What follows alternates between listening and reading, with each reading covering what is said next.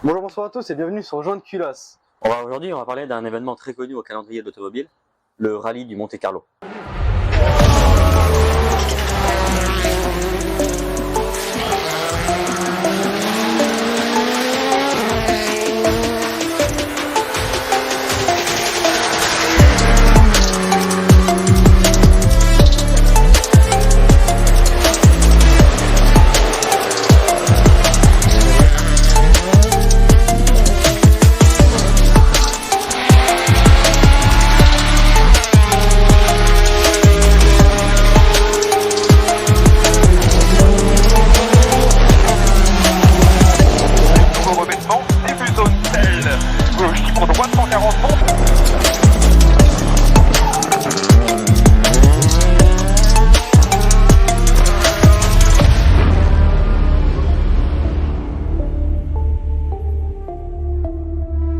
Et oui, connue pour sa complexité et sa dangerosité, elle est l'épreuve la plus regardée du WRC. Créée en 1911 par René Léon et Anthony Núñez Monogues, qui sont tous deux monégasques, c'est notre très cher Anthony, qui va créer en 1929 le GP de Monaco. Bon, on n'est pas là pour parler de F1. Le rallye automobile de Monte-Carlo, c'est son nom d'origine. Non! Dites-moi pas que c'est pour moi! A été créé à la base pour ramener l'élite européenne à Monaco, tout en organisant des petits événements automobiles. On va avancer un peu jusque dans les années 70 parce que Josiane qui se fait bronzer la tronche au soleil monégasque, c'est pas très intéressant. Alors, au début des années 1970, l'épreuve se déroule un peu comme ça. En numéro 1, il y a le parcours de concentration qui va emmener les pilotes jusqu'à la ville de départ. En numéro 2, nous avons le parcours de classement. Si vous n'êtes pas con, c'est pour le classement. En numéro 3, nous avons le parcours commun. Si vous n'êtes pas con, c'est pour tout le monde. C'est pour ça que ça s'appelle commun. Les communistes? Non.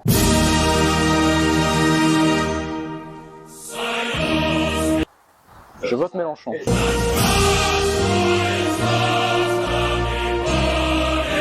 En numéro 4, nous avons le parcours final, autrefois appelé le parcours des montagnes. Et avant, les épreuves spéciales passaient par la Savoie, l'Isère, l'Ardèche, la Drôme, les Hautes-Alpes et une grande partie du haut pays niçois. Et c'est en 1973 que le rallye va intégrer un nouveau championnat qui vient de pop dans le monde de l'automobile, j'ai nommé le WRC, en étant la première épreuve de ce nouveau championnat.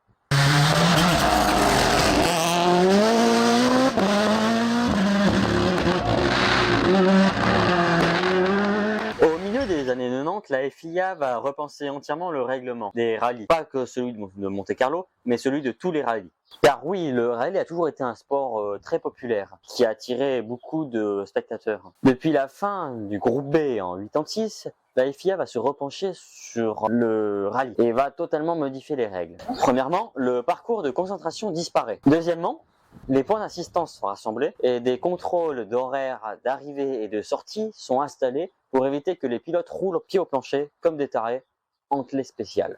Attendez une minute. Ça, c'est le TGV? Ouais, c'est une belle machine, hein. Ça tient bien dans les courbes. Mais c'est vrai que dans les lignes droites, ça traîne un petit peu. Oh maman mia. Et troisièmement, pour éviter que les spectateurs se déplacent trop, on va rassembler toutes les spéciales plus ou moins au même endroit. De 2009 à 2011, le rallye va quitter le WRC pour s'inscrire en IRC. En gros, c'est un championnat Qu'on me déshabille avec mon désnoseur. De 2009 à 2011, le rallye va quitter le WRC pour s'inscrire en IRC. C'est un championnat destiné aux jeunes pilotes.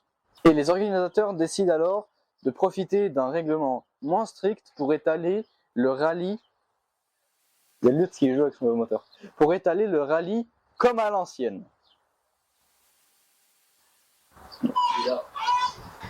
Non, mais c'est bien. Vous voyez ce qu'ils écoutent sur le téléphone? T'aurais pu moi choisir un meilleur son. Ah. Non, alors du coup, non. Non. Valence redevient la ville de départ et en gros ils vont refaire le rallye comme il était dans les années 70.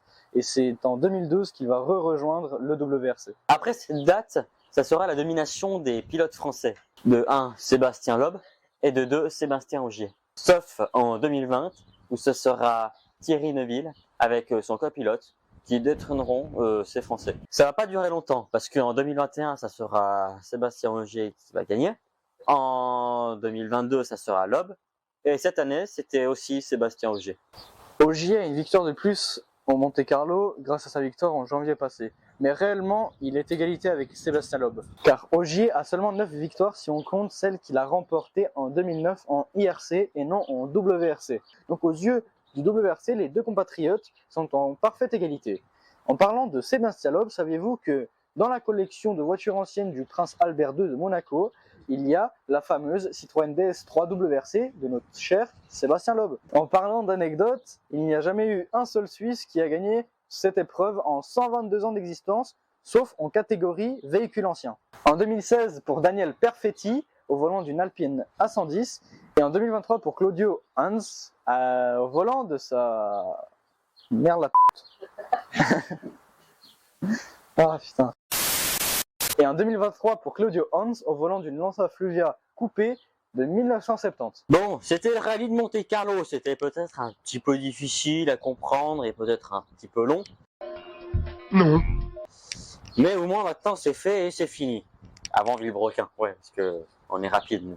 Donc merci d'avoir écouté cette vidéo. N'hésitez pas à aller sur nos réseaux sociaux et à partager la vidéo en masse, comme ça on perce, parce qu'il faut percer, sinon on gagne pas d'argent, c'est dur. C'était Jean de Culasse. Et on vous dit à la prochaine vidéo.